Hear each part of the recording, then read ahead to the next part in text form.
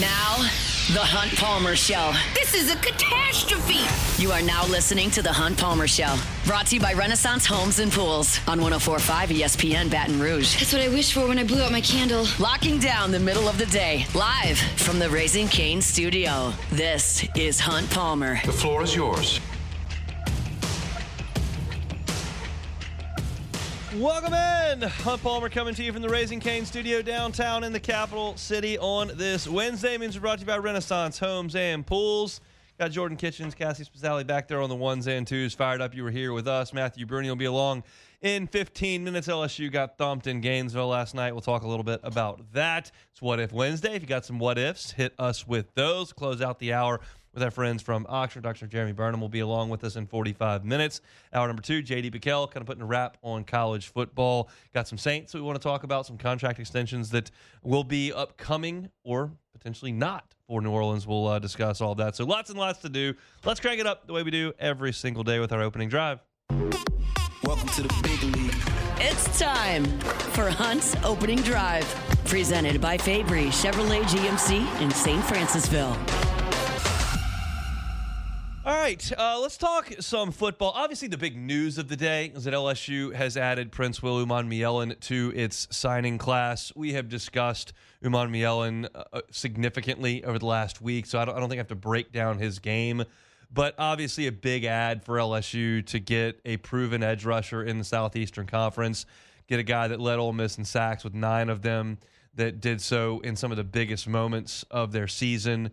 He's a really talented player. He is at a position of great need. LSU did not rush the passer well this past year. And Umanmielen comes in and has 1 year to make an impact in Baton Rouge. And that's really where I want to start.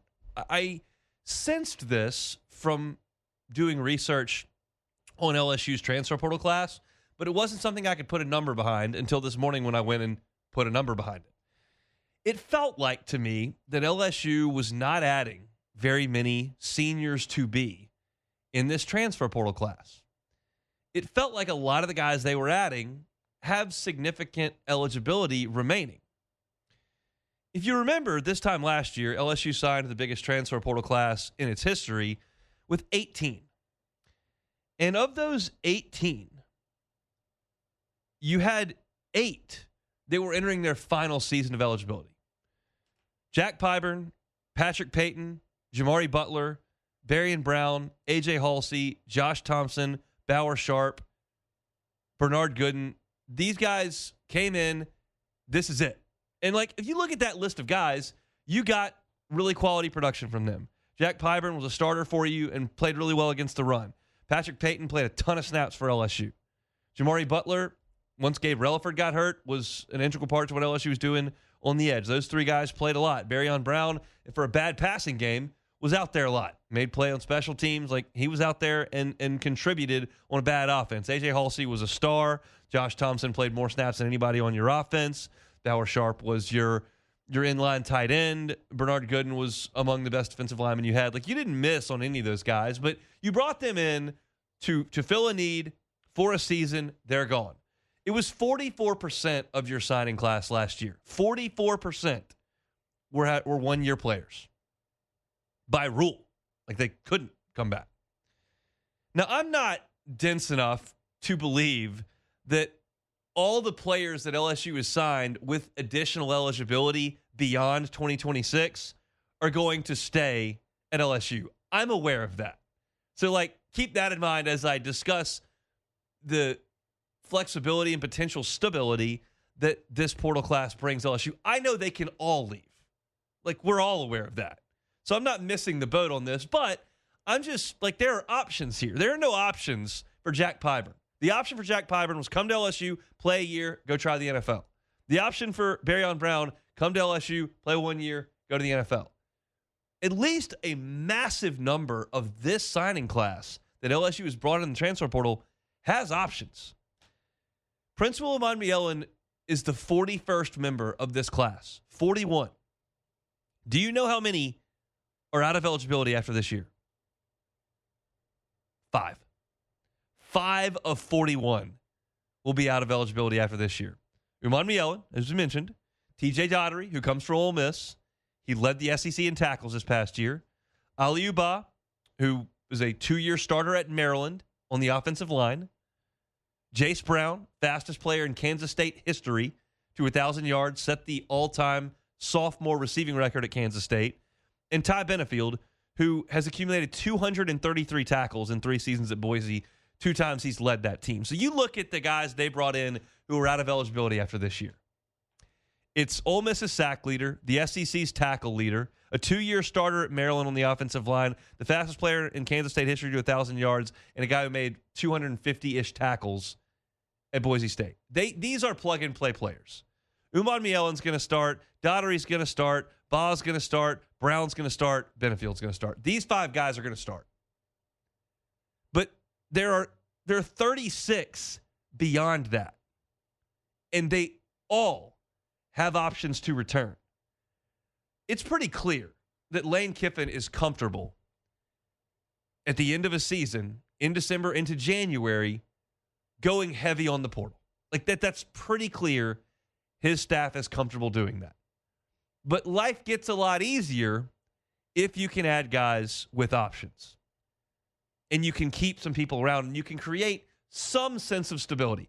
There's not a lot of stability in collegiate athletics right now, but if you can create some of it, you're ahead of the game. Bringing in 41 guys, not a lot of stability, but it's a coaching change. However, you keep some of these guys around 1 year, 2 years, all of a sudden, you smooth the seas a little bit. I ran the numbers I mentioned. 1 year remaining. There's 5 guys in the 41 that have 1 year of eligibility remaining. They're out of here. 16 have 2 years of eligibility. And 13 have 3 years of eligibility. That is 29 of the 41 that are rising sophomores or juniors. Which means in a lot of different cases, you've got significant playing time, but options to return. I think about Stephylan Green on the offensive line. The defensive line from Clemson. Played for 2 years at Clemson. I think about Sam Leavitt, your quarterback.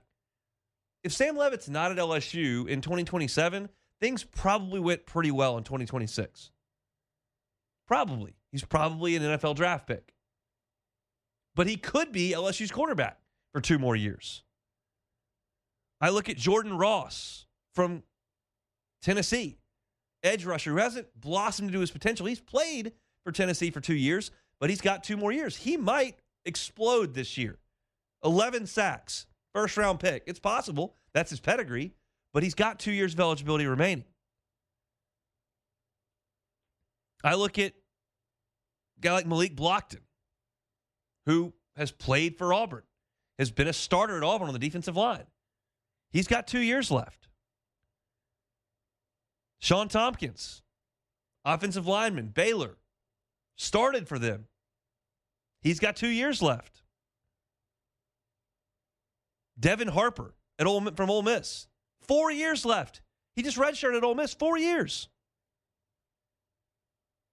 Fahim Delane, Mansour's younger brother, 3 years of eligibility remaining. Like, you get the point. The point is, you have got a lot of guys who could theoretically be in this program moving forward. I knew that was the case based on writing these stories when they commit. I just didn't have a number for it. And I'm not sure I knew it was this overwhelming. For LSU to have signed 18 guys last year and 44% be in their final year, and this class to have 41 in it, and you've got 5, that's loud. Now, we'll see if LSU can keep everybody happy and keep everybody around. And we'll see. Maybe it's just not realistic to think that you can keep significant continuity. We say this all the time. You are in an era in collegiate athletics, you are not program building, you are roster building. That goes for Jay Johnson at Alec Fox. That goes for Kim Mulkey in the PMAC. That goes for Lane Kiffin in Tiger Stadium. You are not program building, you're team building. It's just easier to build a team when you start with 70 guys instead of 40 guys. Stands to reason. If you want to read a little bit more about this, I've got a piece up at louisianasports.net, but I feel like you've got a chance to really steady things, and they've been so unsteady now for 4 years. And maybe that's wishful thinking, and I admit that up front. And we'll know. We'll know next December if this was wild or if this was the right way to think about it. Because I will remember this time next year, okay, they signed 41 kids last year. Like, how many times did we rattle off Brian Kelly's scholarship numbers exiting that first Texas Bowl before he became the head coach? Like, we talked about that for 3 years. Like, we'll all know this was a 41-man class. I'm curious, of the 36 that have options to return, how many can? How many do they get back? Is it 30 or is it 11?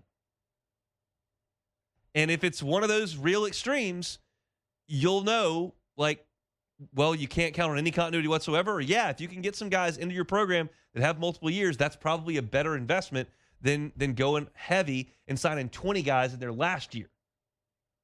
I mentioned these guys going in their last year are probably starters. And you've got to get some of those guys. They're proven commodities. But getting some guys younger that have more flexibility could be it seems like it was very intentional for LSU this year. Could be a really good way to do things moving forward. We'll just we'll have to see. That's our opening drive. It is brought to you by our friends at Fabry Chevrolet GMC. All right, LSU goes to the O-Dome last night. Just got thumped. Florida's a really good team. They annihilated LSU on the glass. We'll talk with Matthew Brune about it when we come back. The Hunt Palmer Show. Renaissance Homes and Pools, builtbyrenaissance.com, builtbyrenaissance.com. That's the website. You know, you can go to that website, builtbyrenaissance.com, and reach out to Joey Blanchard, the owner. Give him your contact information. Tell him what you're looking for. He'll get right back to you. It's probably the easiest way to make things happen. If you're looking to get into that pool for the spring, the summer that are coming, you've always wanted that dream pool, whether it's a huge family-style pool, big resort-style pool, or just a small cocktail pool. No matter what you're looking for, Joey Blanchard and his team at Renaissance Homes and Pools can make it happen. And if you want to start that conversation in the dead of the winter like we are right now, it's about to be freezing this weekend, it's a great time to do it because it means that you can get a shovel in the ground pretty quickly and you can have that pool ready to go for spring and summer that we know are always right around the corner. So check them out at builtbyrenaissance.com. Enter your contact information. Let Joey get back to you. Get that consultation, that design meeting the whole way through. The owner of that company, Joey Blanchard, will be with you start to finish. It's Renaissance Homes and Pools, builtbyrenaissance.com. You're listening to The Hunt Palmer Show, brought to you by Renaissance Homes and Pools.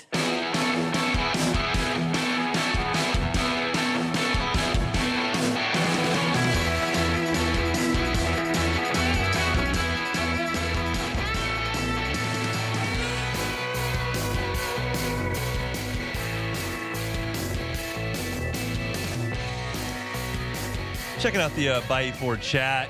One of our listeners says, so this guy has the word Prince in his name, huh? His nickname must be Prince. Well, that's tricky because his name is Prince Will.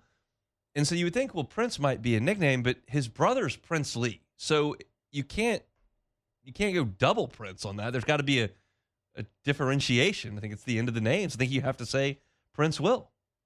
With similar names there. I respect it. Two really good football players. And LSU has the younger one coming this way for 2026. Let's transition over to basketball. Matthew Brune covers the Tigers for the Bengal Tiger, part of the On3 team. Joins us on Wednesdays. Matthew, how are you, man? Hey, Hunt. I'm doing great. Thanks for having me. It's our pleasure. Look, I'm not I was not surprised watching the game last night. I'm imagining you were not either. Did you have any hope that LSU was going to stick in the game with Florida last night? Not really. I was high on this Florida team going into this season, and then they struggled out of the gates a bit. You know, they started 5-4. They were unranked for a while, but it was very clear. I mean, with that front court that they have, it's the same front court that just won a national championship. They've struggled with the guard play this whole year, but the front court has been, I mean, still very, very good, and it was elite last night. I mean, 24-7 offensive rebounding edge. I wasn't too surprised. The biggest positive for LSU is that Thomas was back and he was at least out there moving around for 15 minutes or so. Yeah, 17 minutes for DJ Thomas. Obviously didn't shoot it very well. Didn't turn it over, just out 3 assists. But, I mean, how big a deal is it to get him back on the floor?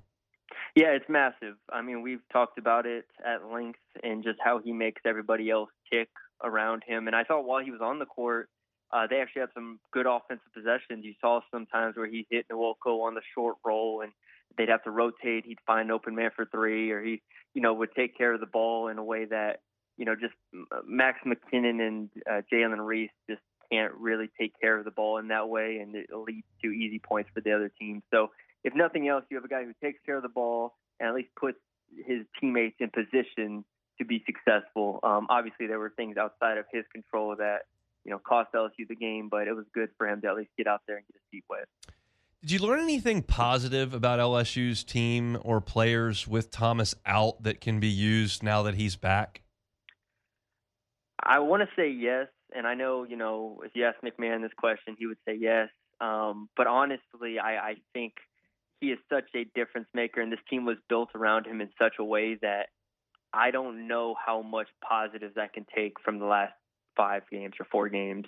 I think you need him in order for Markel Sutton to really be himself. I know he had some good games, but for Sutton to be himself, for Nwoko to be himself, I will say, Rob Miller started flashing the past few games, so that's a positive. And I think Rashad King, with his extended minutes, has at least been not a negative in his play. So, those are probably the two. But I think in the big picture, in the grand scheme, there's nothing here that you're like, okay, well, we learned this, and now that Thomas is back, now they have, a 3-headed monster. They're really going to hit the ground running here. No, you need Thomas to be elite, and you need everybody to play off of him. All right, well, then I guess we'll take the sunshines and bouquets away. They are 1-5, 1-5, and they're going to Fayetteville, where teams are getting their butts kicked at the current juncture. So I don't have high hopes for Saturday. We'll see what happens. But is there any way they can come out of this? Come out of the Arkansas game specifically, or come out this season? Can they make a run in the second half and play meaningful basketball in late February and push toward a tournament berth? So I still, and I don't know if I talked to you about this last week or not, but the last 11 games on the schedule after this Arkansas game are extremely manageable. Like, if you just look at the SEC and you look at, they got Mississippi State, South Carolina, Texas team's not great. Oklahoma. Yeah, like an A&M team that they should have beaten without Thomas. Like, I'm just looking at it, and it has to be so frustrating for McMahon, because you look at the SEC and it's exactly what we said it was going to be a month ago, where it's not a lot of great teams. It's the ups and downs. The Florida's really good, Vanderbilt's really good, and Arkansas, that's maybe the top 3, in Alabama.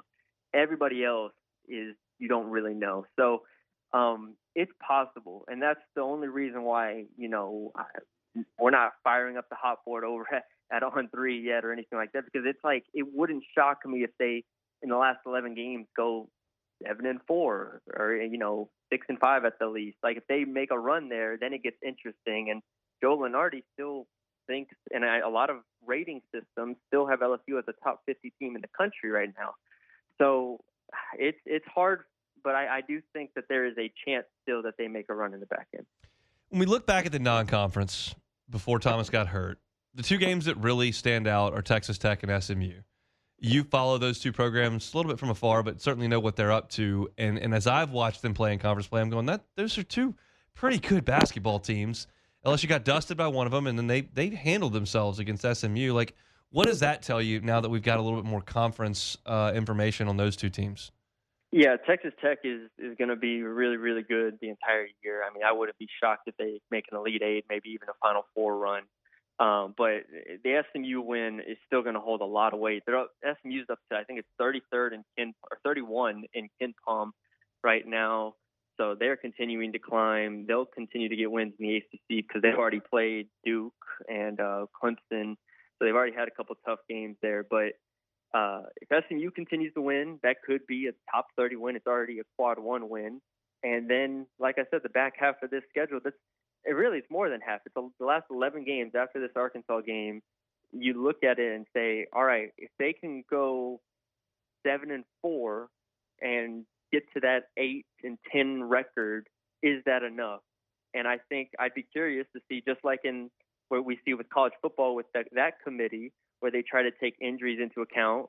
Do they take into account, all right, well, they didn't have Thomas for the first 6 games. How do they weigh that? It's just, there's a lot of different variables here, but obviously they're going to have to play they're going to play their best basketball over the last month and a half of this season. What do you know about Arkansas? They're very good. I went into the year high on them and high on Florida, and so LSU obviously has them back to back. I was also high on Bama. We'll see how they continue to progress. We'll see if this Bediako situation goes through. But Arkansas. I'm looking at now the number 5 offense in the country, and just the amount of times I've watched them and just been blown away by these freshmen of Darius Acuff and Malik Thomas. Trevon Brazile on the inside is a real dude. They're not as big as Florida. They don't rebound. Nobody's as big as Florida, but they have the guards that McKinnon and Thomas and King and these guards for LSU will have to be. They'll have to match them. Really, I think we've seen time and time again. Like you can't outside of Nwoko, it's gonna be these guards that are gonna have to carry you between Thomas and McKinnon. And then you see what Sutton can give you on a daily basis. It's still a good team, but now it has to come together. The urgency is there. How do you think they are mentally right now, where they're standing in conference play and after getting beat back by Florida that badly? Yeah, it's funny because I feel like I shouldn't say every year, but a lot of the years where McMahon has had these teams that have struggled and stuff like that, we're always like, all right, are they going to quit? Are they going to fold? And they just keep fighting. Like that's the one persisting thing, like even from McMahon, haters and people who are like, no, it's over. And I understand people are frustrated with it. It's still like when you just watch them. Now I know they got blown out last night, but like they continue to play and they continue to play hard. And you're like, damn, like they're not giving up. And this is one of the oldest teams, I think, in the SEC. So I expect McKinnon, Nwoko, Thomas, all these guys to continue to compete. I'm not worried about the effort side. Now it's about execution for them. He is Matthew Brune with the Bengal Tiger. One more question on the women. Seems like Kim's really got them playing a lot better than they did in those first 2 SEC games. What have you taken from their last 2 weeks? Yeah, they're hitting their stride. They're getting their swagger back. They're playing just really, really well. I mean, especially offensively. They're able to go at teams with so many different combinations. Jada Rashard's been awesome. Pull Wiley off the bench. Michaela and Flage seem like they're just taking turns right now. And then the front court, they just match up with everybody really well. So that was a great win against Oklahoma by whatever it was, 20-plus points on the road. So they're hitting their stride. They're a top 5 team in the country, and I'm excited to see if they can. I mean, they should be able to keep it rolling. The schedule lightens up quite a bit. You can read about it all over there at the Bengal Tiger on 3. Matthew Brune with us on Wednesdays talking a little bit of hoops. Thanks, man. Thanks, Hunt. Always enjoy our conversations with Matthew talking hoops. I knew what this week was going to be for LSU men's basketball. It's going to be a disaster. They're going to get smoked again on Saturday because they're not good enough to go to Gainesville or Fayetteville and win. So the question is, at 1-6, do they have anything to start throwing punches with? We'll see. We'll find out next week. But this week was always going to be a disaster. It started as a disaster last night, and we'll see what they can do when they relace them up next week after Arkansas handles them on Saturday, because I'm confident that's coming as well. Our Wednesday shows brought to you by Renaissance Homes and Pools. You can find them builtbyrenaissance.com. Builtbyrenaissance.com. When we come back, we'll do some What If Wednesday. That's next. The Hunt Palmer Show. Lifetime Roofing. You can find them online at lifetimeroofingla.com. They are so thrilled as of January the 1st, so now 3 weeks ago, to be able to offer a lifetime workmanship warranty. Lifetime workmanship warranty. You just don't hear about that. It's the difference. It's why you should go with the folks at Lifetime Roofing. It's a local company. They're part of this community. They care about this community. I was talking with them a couple of weeks ago, and they know that when something happens that causes a significant amount of damage to roofs throughout the area, whether it's a tornado, hail, hurricane, y'all know the situations that happen. They know that a lot of roofers will come in and start signing people up, just taking names. That's not what you're going to see the folks at Lifetime Roofing doing. They're actually going to show up and help. Last time there was a tornado up in Kentwood, they brought their team up there with chainsaws to get ready to help. They brought a food truck in there because they care about the community. Yeah, they'd like to help you with your roof. But they're Baton Rouge and South Louisiana folks, and they're here to help Baton Rouge and South Louisiana folks. And they're going to do that with a lifetime workmanship warranty. You can go with a lot of different options in the roofing game. Go with a local company that cares. Go with somebody that can give you a lifetime workmanship warranty. Go with somebody who can help you with financing. Lifetime Roofing can help you do that. They're online at lifetimeroofingla.com. Lifetimeroofingla.com. You're listening to The Hunt Palmer Show, brought to you by Renaissance Homes and Pools.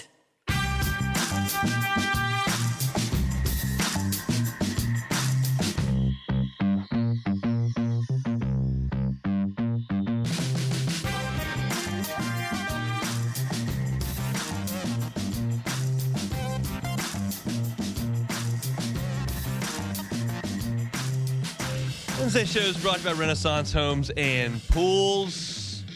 It's time to kickstart 2026, right? The folks at Auctioner have got some great goals for you. We got it with a little acronym, SMART, S-M-A-R-T. Set some specific goals when it comes to your wellness in 2026, like running a 5K, maybe adding a couple pounds of muscles. M, make them measurable. Track your workouts, time your runs, log how many reps you're able to do in the gym. A, keep them achievable. Don't jump into something crazy that you've never done before that's 7 days a week at 4 in the morning.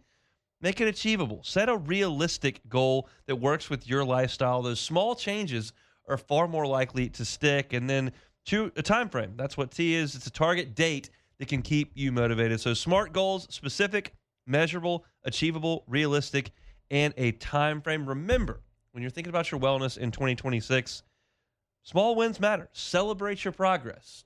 Be the best version of yourself in 2026. Thanks to our friends over at Auctioner for that. All right, we'll have Dr. Jeremy Burnham coming up here in about 10, 12 minutes.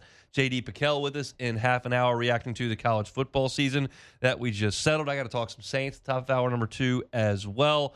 I'm going to get to LSU baseball this afternoon. I'm going to go watch them scrimmage at 3:30 today. So I'll have a report on that at LouisianaSports.net in the morning, and I'll talk about it on tomorrow's show. But no developments of note with baseball. That's what we talked about a little bit earlier when folks are clamoring for a little baseball talk in early January. I would like it, but you got to realize that you'll run out of ammo pretty quickly if you continue to talk LSU baseball in the middle of January because nothing's really happening. If I can go out there and observe some things, like I'm going to see who's playing second base today. I'm curious to see who's on the mound today. And I'll just take note of some of the things that I see that are of note. But just kind of going through positional previews, those are going to get pretty stale over the course of 3.5, 4 weeks. So we're going to stay away from too much of that early on. As the calendar clicks to February, we'll start to get that. I'm going to do a whole series previewing every position on LouisianaSports.net as well. So we'll get into some baseball. It's just got to take a little bit of time. For right now, What If Wednesday? Time, space, reality. It's more than a linear path. Where a single choice can branch out into infinite realities. Follow me and ponder the question, what if? All right, we're going to start it off with another Jordan. So what if LSU doesn't get Jordan Seaton? Yeah, I mean, it's been an interesting saga. It's probably something I think most people thought I would lead with. I just don't know if there are a lot of developments to get to. We know that Jordan Seaton was here for a couple of days. We know that he's now gone to Atlanta. We know that Lane Kiffin went to Atlanta to see him. We know that Dan Lanning flew all the way across the country from Oregon to go see him. And it feels like he's trying to make a decision between Oregon, LSU, potentially Miami. And I'm sure there are a lot of factors at play. I don't have an update on that, so I don't know. But if LSU doesn't get him, you're going to plug somebody in at left tackle that is a far less proven commodity than Jordan Seaton. Like, even if Tyree Adams had come back, like, at least you have seen him play left tackle. I've never seen Devin Harper play left tackle in the SEC. Like, I don't think they're going to send Weston Davis over there from right tackle to go play left tackle in the SEC. It's not like you've signed guys with significant left tackle experience. Sean Tompkins played a little bit of that at Baylor, but it would certainly, he's such a linchpin to make the other dominoes fill in. I think if you don't get him, it significantly weakens your potential offensive line. I think LSU's aware of that. I think they're being as aggressive as possible, and I'm encouraged by the fact that Lane Kiffin kept him in Baton Rouge as long as he did, and then got on the plane and went to see him in Atlanta the way they did. Clearly, LSU is making him a priority. Whether or not the dollars and cents work, or whether or not that's what this thing's boiling down to, I'm not sure. And I also don't know about the enrollment into school. I thought that yesterday was the last day to enroll in school, and I don't know if Seaton's done that or not. But he's not in Baton Rouge to the best of my knowledge. So it's an interesting spot. But if LSU does not land him, you weaken that offensive line significantly. Yeah, I mean, this guy's going to be a consensus first-round pick. So obviously, if you don't bring him into the room, it's going to be a blow. But, I'm interested to see what Lane does with these pieces he brought in, because it feels like we done brought in half. Well, we did 40-plus players, so yeah, we actually did. So what if we get a Sam Darnold versus Jarrett Stidham Super Bowl? That's pretty weak. I mean, look, Darnold's playing well. I don't mean to disparage him. I'm holding Sam Darnold's first 3 years against him this far into his career. I'm well aware of that. But, you think of the star power. You want to see the dudes in the Super Bowl. And I guess I shouldn't say that, because everybody was sick of seeing Mahomes in the Super Bowl, I guess, and that's as big a star power as you can get. And everybody was that's all we talked about last year in the Super Bowl. Like, everybody's sick of seeing the Chiefs, and that's Mahomes. So I guess maybe that's what people do want to see. I think that both of those teams are led by their defenses, quite obviously. Jarrett Stidham, I mean, that just doesn't seem like a Super Bowl winning quarterback to me. And I'm trying to think about backup quarterbacks to win the Super Bowl. Clearly, Tom Brady to Bledsoe kicked off that entire dynasty, but I can't think of any, right off the top of my head, that jump out where you had a guy go down. Oh, there you go. That's great. Great call. That's all the one I know is Nick Foles. Great call. And that wasn't this late in the situation. That was in the regular season, so it was obviously Brady. This would be uncharted waters for a backup quarterback to come in and win some playoff games, but Broncos have a good defense, so we'll see. It's a great question, because I don't know that's exactly what I want to see. If you ask me, you can see Darnold versus Stidham, or you can see Hurts Mahomes. I'm probably going to pick that one, but it is what it is. Matt Stafford still out there, so we'll see. Well, also, if I see this, that means what happened in New England for y'all to lose to Jarrett Stidham? Like, y'all was at home? Well, is it at home? No, it's at Denver. Denver? Mm-hmm. Okay. We'll see. So what if you could ask Brian Kelly one question and get a straight answer? I think it would be pretty big picture, not exactly like nitty gritty. Okay. I think it would be something to the extent of how would you compare your work ethic in 2024 and 2025 to your work ethic in 2012 at Notre Dame? How would you compare those two day-to-day commitment, effort, intensity level? How would you? Okay. And I'm curious to see how he would answer that. I'm assuming any question I ask, I'm going to get the actual get the honest answer. Truth. Yeah, you get the God honest truth. I mean, there are probably more direct questions people would like to ask. Yeah.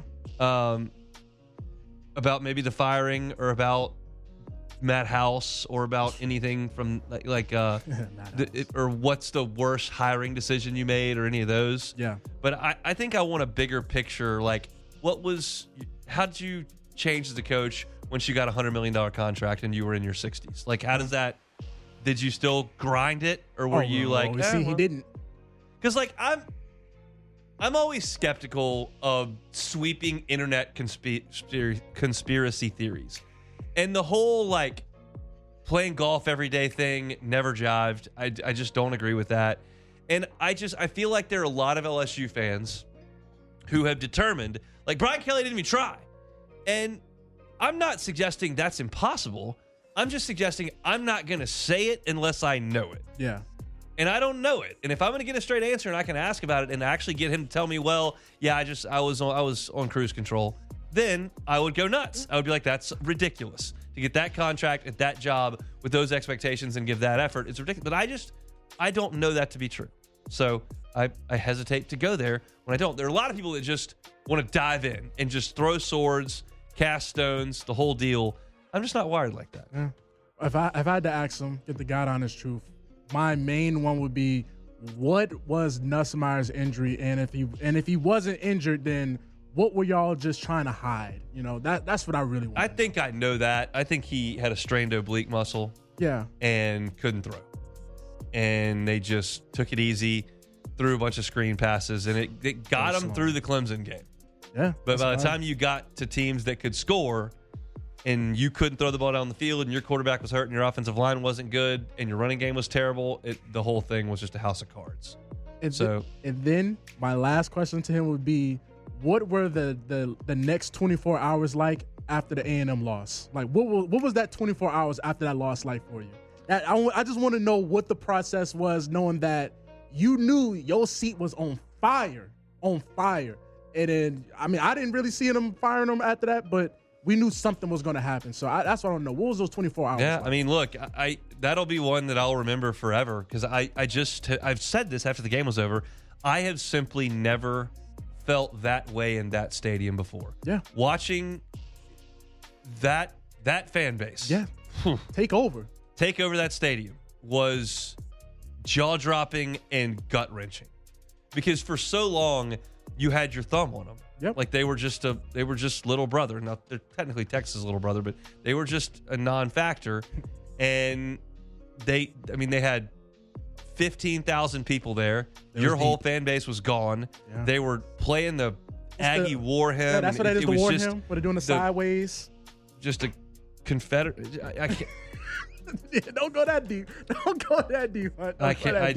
It was really bad. It was really bad. And so then that got under people's skins. And then like Woodward made the call. And I remember hearing like before lunch, hey, this could happen. Yeah. So we got the website. And it's like, okay, he was ready this to go. is going to happen. Like I'm going to get this story written if it happens with the details that I know about his tenure here and what happened last night and that whole deal. And then I sat there and kind of waited, and you're waiting on the phone, and you're sending text messages, and you're having conversations, and it appeared very conceivable that it was going to happen, yeah.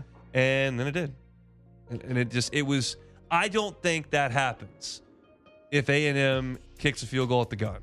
Oh, it was the scene in that stadium to watch that group of people do that in that stadium. That's you can't have it. And also, he was going ballistic on the sidelines. He was yelling at every coach. I think it was like the special teams coach, and he was like, "You're fired." Well, not reading lists, but he was going hard. He was going hard on Nussmeier. So it was just all that built up, and then we saw what the 56 points looked like.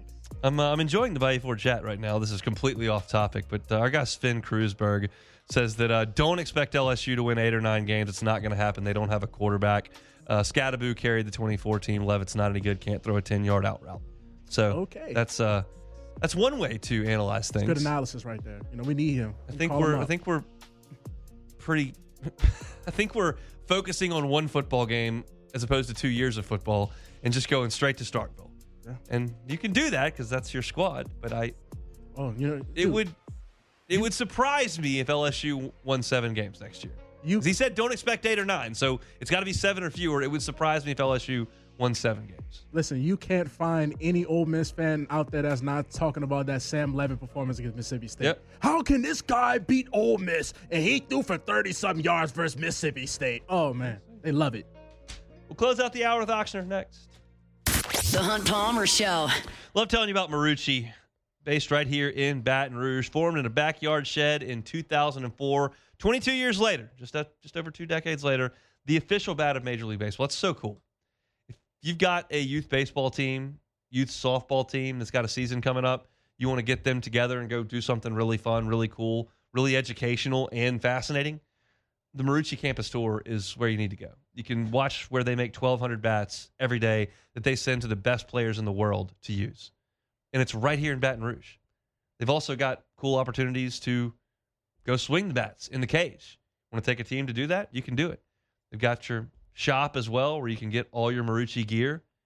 It's an incredible opportunity, and it's right here in Baton Rouge. So truly a gem in our great city. So go see where they've been making them since 2004, the official bat of Major League Baseball. It's over at Marucci. You can book those tours at maruccisports.com/campus-tour.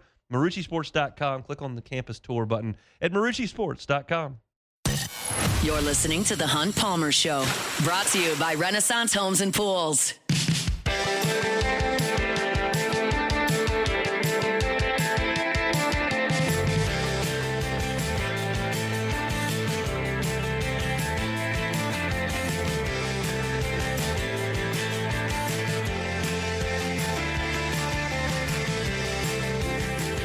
Wrapping up hour number 1 here on this Wednesday, brought to you by Renaissance Homes and Pools. You can find them online, builtbyrenaissance.com, builtbyrenaissance.com. Spring is around the corner, summer right there as well. You want to get that pool of your dreams, check them out online, builtbyrenaissance.com. Time now to close out hour number 1. We'll do this on Wednesdays. Moving forward is Sports Health, presented by Oxner Andrews Orthopedics and Sports Medicine Institute. Our pleasure to welcome back Dr. Jeremy Burnham. Dr. Burnham, how are you? Hey, good afternoon. Doing great.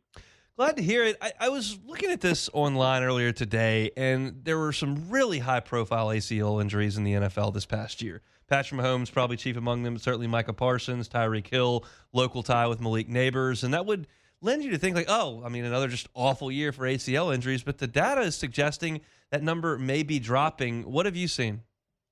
Yeah, I think just perception-wise, I'm with you. You see all these high-profile athletes that have ACL tears. It feels like more people are having ACL tears. I'll tell you, my patients come in and, they're talking about it. They're saying, hey, it's because of the new turf at the stadiums and all those types of things. But when you look at the numbers, on average, in the NFL over the last, say, 10 years, about 50 to 60 people on average have torn their ACLs during the season. And in 2025, that number was 30. So it actually was significantly less. We had less ACL tears this year, but it felt differently. I don't know if it's because it was more high-profile people or because we have more coverage, 24/7 coverage than we used to. But it looks like it's actually a down year, which is a good thing. Anytime, you slice the number, that's less than one a team, which I would just off the head without any raw numbers at all, just watching the sport over the years, I would think that would almost be impossible. But is your perception that we're making some advances in terms of preventative care? I think yes and no. I mean, we see some things that are happening better from a prevention standpoint. We're doing a lot of research at Osher, trying to cut back on ACL tears. Surgical techniques, implants, the things that we use to fix the ACL are getting better. But at the same time, I think if you look at the data just nationwide, the numbers are probably getting higher. There's more sports participation. We look a lot at something called athlete exposure. So not just how many athletes tore their ACL each year, but how many hours were they exposed to? And the athlete exposure hours are going up. And so maybe the ACL tear rate is staying the same in terms of how many hours that you're practicing and playing. But just because people are out there so much more, there are more ACL tears as a whole. It's interesting. I just mentioned in the last segment that I don't love conspiracy theories. I'm generally one that will push back on them. I heard that. But you sent this over, and I'm kind of looking at it going, I got to get your opinion on it because I certainly don't have one. But there's a story about the 49ers moving to Santa Clara. They're adjacent to this Silicon Valley power plant. Could be potentially some issues that are creating with some health. Just you give me your thoughts on this situation out in Santa Clara. I mean, look, hon, I think I'm with you. I'm not big into internet conspiracy theories, but gosh, it's kind of compelling when you look at it and do a deep dive. I'm not an expert at these electromagnetic fields, but there's certainly some people making some compelling arguments out there. The part that I found was interesting is that this electromagnetic field can be used to improve tendon healing in short, discrete, exposures. But just like anything else in the body, when you have some level of stress that's going on chronically over a long period of time, that actually leads to a breakdown. And so I thought that part made sense to me in terms of what we know about physiology and training and rest and recovery and all that. I have no idea if there's any validity to this. It's all over the internet. It's probably more just related to circumstance and, coincidence that they've had all these injuries. They're playing a sport that's a lot of wear and tear on the body, but there's a lot of people that are putting focus on the electromagnetic field right now. The internet doesn't miss anything. I can promise you that. They will pick up on it all. What's new at Elite? We've closed the books on football from everybody but except the NFL, but obviously basketball's in full swing now. That's right. There's a lot going on at Elite. I was just talking to the team over there in terms of 7-on-7 tournaments and indoor soccer and things like that from a sports participation standpoint. Sports are really happening year-round, so we're available year-round with our walk-in clinic, try to take care of people. One thing that a lot of people don't realize about Oshner Baton Rouge is that, we actually have 25 orthopedic clinicians now, and that represents all the different subspecialties from foot and ankle to hand, joint replacement, spine, sports medicine. And so we have specialists in all those different areas that, 5 or 6 years ago we didn't have. And so we've really experienced a lot of growth, but we want to make sure we provide comprehensive care. And we can help patients navigate to the right person. So if you don't know who you need to see, we'll help you figure that out when you come in the door. Awesome. Great resource. Incredible facility over there on Burbank. It is Elite. Dr. Burnham, we appreciate some time. We'll talk in a couple of weeks. Talk to you soon, Hunt. Thanks. Dr. Jeremy Burnham with Ochsner. I want to remind you all at Ochsner Andrews Sports Medicine Institute, we know that sports injuries can be unpredictable. One situation you can protect yourself from is safely returning to play after an injury. It's important to seek care by a sports medicine specialist who is an expert in rehabilitation. Their care plan is going to include building back flexibility, balance, endurance, plus psychological support to get athletes back in the game. To learn more about sports injury prevention and treatment, visit oxford.org/BRortho. Appreciate Dr. Burnham. We're giving some time. I'll be honest. If you asked me 45 minutes ago, when we started the show, 53 minutes ago, how many ACL tears do you think there were in the NFL this year, league-wide? my answer is probably going to be like 75 or 80. Just thinking about, I mean, I can't recall an LSU season. Now there are more players on LSU's team than an NFL team, but I can't recall an LSU season that went by without an ACL tear. So for him to say that there were 30 in the NFL for 32 teams, less than one a team, that stuns me personally, because I feel like there's an ACL tear every year. I'm only stunned because the Saints were relatively Saints crazy. had a good injury Yeah, year. I'm about to say, and that's usually the opposite. Where the Saints are, their stuff looks like an obituary. So that's why I'm kind of out the loop with everybody else. Because my team was healthy for once. I mean, it was a big year. Like Mahomes, Tyreek Hill, Micah Parsons. Those are three of the biggest 15 names in the sport. And then you add, from a local perspective, like I said, Malik Neighbors to that list. Like, but that's 30 is a pretty low number if you're going to ask me. I think of the NFL right now based on the Bengals the last few years when Burrow was playing, whether he was hurt or their whole offensive line got hurt at one point. Defense was missing some guys. We know the Saints have been just ravaged with injuries for the last 4 years prior to this year. Niners have been awful this year. It just feels like it's a league of attrition. And yes. Oh yeah, always. Not everything's an ACL. You've got things that broken bones and all the stuff that goes into it. Elbows. But it's just it's interesting to think that 30 is just way lower than I would have said it, and I would have had no data to go off of. It's just like, well, what do you think? Well, I think everybody probably had one, and some teams probably had 3. I'll go 70, and like that just wasn't the case. So I would have said 50. Yeah, hopefully they're making some progress there with the ATL preventative measures. We know the folks at Auction are doing a ton of research on that. Appreciate Dr. Burnham for giving us a little bit of time here on this Wednesday. We'll pause for Sports Center national headlines. J.D. Pickell in 20 minutes. Some Saints talk on some contracts when we come back on the Hunt Palmer Show. The Hunt Palmer Show. Fabry Chevrolet GMC. FabryChevrolet.com is the website. Under new ownership since October the 1st. So go see him in St. Francisville right there on Highway 61. Same great family, just a different location. Fabry family's been doing Baton Rouge business for 35 years.